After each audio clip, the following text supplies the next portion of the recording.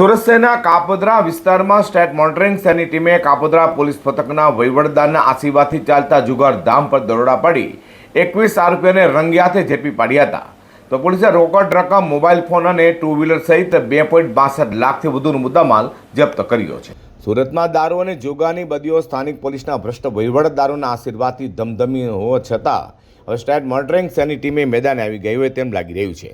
સુરતના કાપોદ્રા પોલીસ મથક વિસ્તારમાં અક્ષર ડાયમંડ સિટી સામે આવેલા પોપડામાં ચાલતા નાનું પાટીલના જુગારધામ પર સ્ટેટ મોનિટરિંગ સેલે દરોડા પાડી 21 જુગારીઓ, જેમાં સંતોષ પાટીલ, મુકેશ દેવી પૂજક, નાસિર મિયા શેખ, સુનિલ ઠાકરે, હરીશ પટેલ, ધનસુખ પટેલ, ઇરફાન શેખ, મગન પવાર, આનંદ ભિલાડે, હરિભાઈ ગઢિયા, નાગજી પરવાર, મધુ પરિંડા, દયાલ લાઠિયા, જયદીપ સોલંકી, હસમુખ વેગડ, સંતોષ રાણે, હિંમત વાઘેલા, યોગેશ રાણે, મેહુલ ચૌહાણ, મધુ ગોહેલ અને પંકજ સોલંકીને રંગે હાથે ઝડપી પાડી સરળ પરથી રોકડા રૂપિયા 1,31,210, 18 મોબાઈલ ફોન તેમજ એક ટુ વ્હીલર મળી કુલ રૂપિયા 2,62,210 રૂપિયાનો મુદ્દામાલ કબજે કર્યો હતો.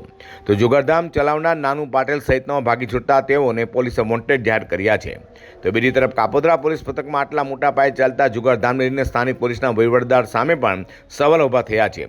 ત્યારે જોવું રહ્યું કે સ્ટેટ મોનિટરિંગ સેલની ટીમના દરોડા બાદ કાપોદ્રા પોલીસ મથકના વહીવટદાર સામે કેવા પગલાં લેવાશે.